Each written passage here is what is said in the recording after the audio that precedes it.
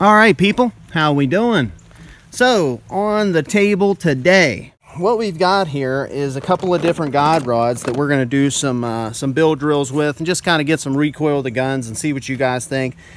But I've played around with making a Glock heavier. So I've never done this before. This is my old unit that I used all the time. Stock Gen 4 34. It's got a little carry magwell on it, but that only adds maybe an ounce. Stock, everything, and I always use these ISMI 13-pound springs with stainless steel rods. That's my go-to for basically ever. 13-pounder works good for factory stuff. Seems like for me that's always been the sweet spot. But what we have here, we'll just sit this one. That's a Gen 4 stock 34 unit, but the Gen 5 are a little longer, so make sure that you realize that. Gen 5 will work in Gen 4s, but they won't work vice versa. So we've got the stock 17-pound, I believe it is, in the Glock 17 stock unit. We've got a stainless steel joint, right? Regular old go-to. We've got the Glockstore. We've got the Glockstore tungsten, but not the full tungsten expensive one. This is a tungsten captured setup.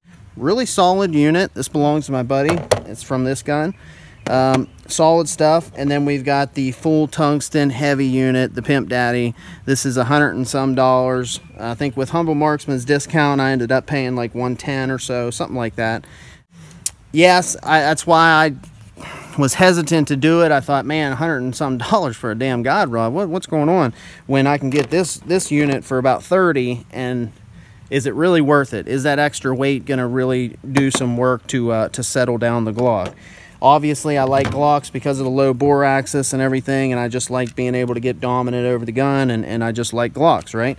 So I thought, you know what, if I'm going to make one heavy and see how this works with this 17, I'm going to go ahead and slap a little weight in the ass end of her too. So what I did, instead of paying 30 bucks for a thug plug, I got the little plastic inserts, which I highly recommend. They're $5. They snap in there in 2 seconds. They're perfect.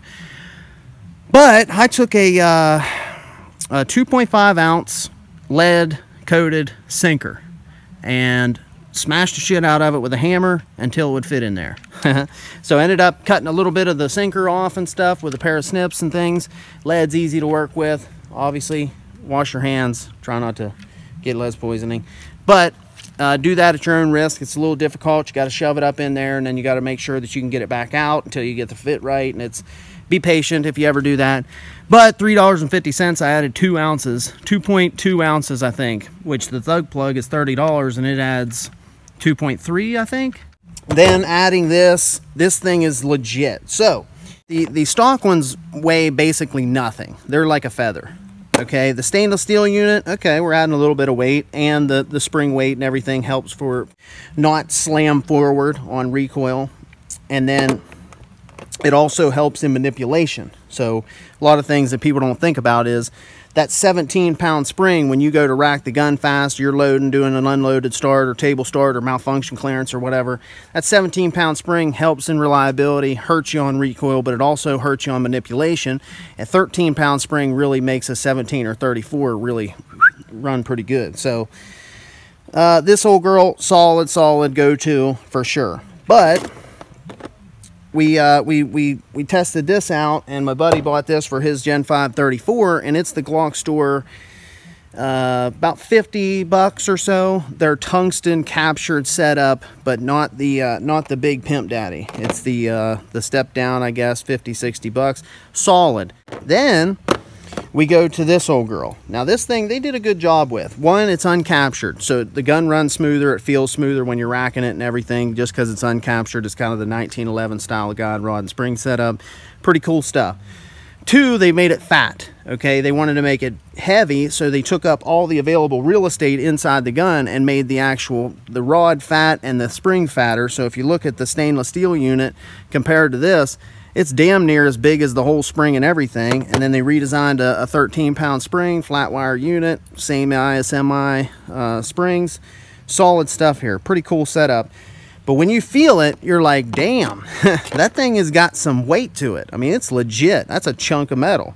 So feeling it compared to this, there's no comparison. Compared to this cheaper version of the tungsten guide rod, it's a lot different. It really is. So I mean, it feels damn near double in the hand. So I mean, it really is different. But what we're gonna do here, I'm gonna do some 6-shot strings, bill drills, and we're gonna look at which one's which. I'm just gonna throw them inside the 17 real quick and drive into a target at about 8 yards away, and we'll let you guys be the judge.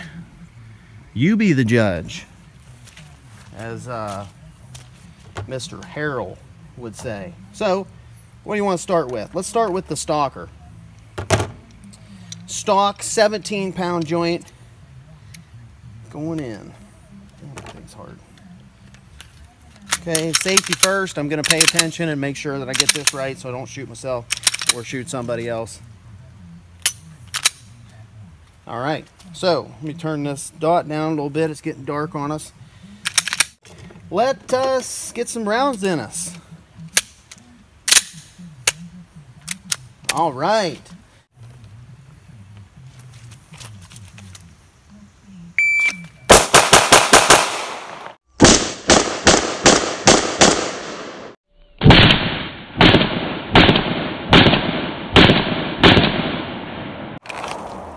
Okay, 173 solid bill drill, all clean. 173, and you guys be the judge on what the recoil looks like. We'll slow it down and zoom her in maybe or something. I don't know. Stainless steel, 13-pound spring.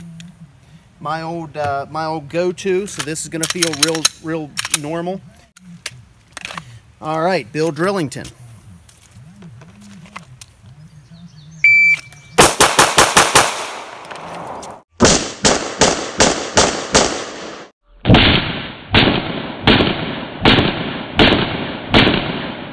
All right, same exact time, 172, clean, solid.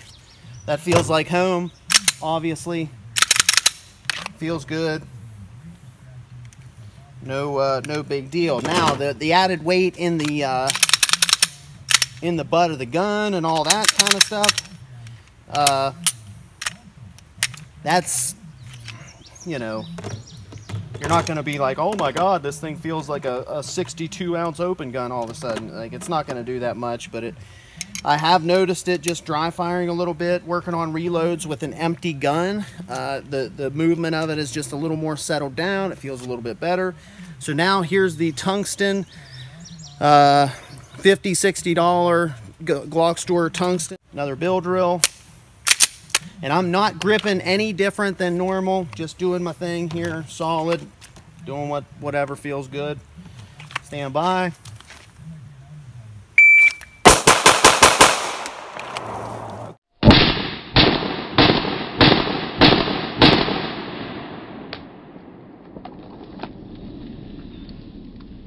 Okay, that felt really good, really good.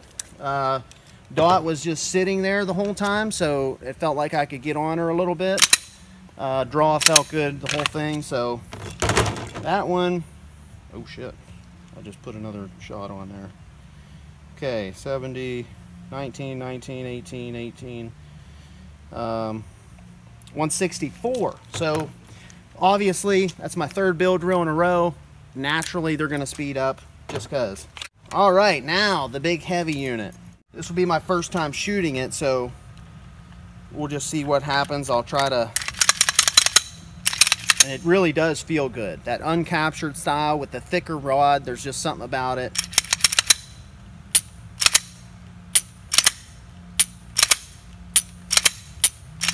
It does feel good, it does. So, let's do that.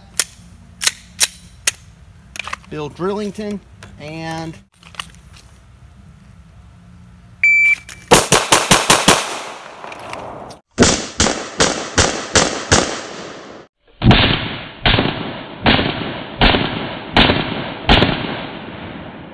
all right, so that was for sure the most settled dot, honestly. 165, same exact time.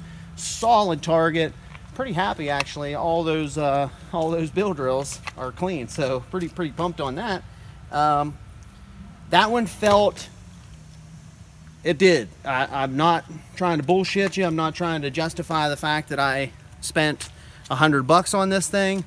It really did feel a little bit lighter, or just my dot stayed in the A zone in a smaller place, right?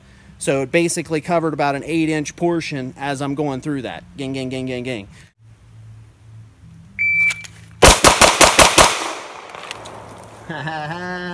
Okay, I was trying just to pull the trigger quick. I didn't draw that fast. It was an 87 draw, but I wanted to get on the trigger hard, see what it felt like. Very clean, very clean. Very small group, actually. Pretty pumped. One straggler a little bit away from the group, down at the bottom of the A zone. The rest of it's right over the A. So let me try to just uncork a fast bill drill.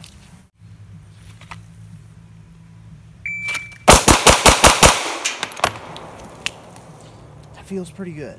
I'm not gonna lie to you. It feels actually pretty exceptionally good. 158.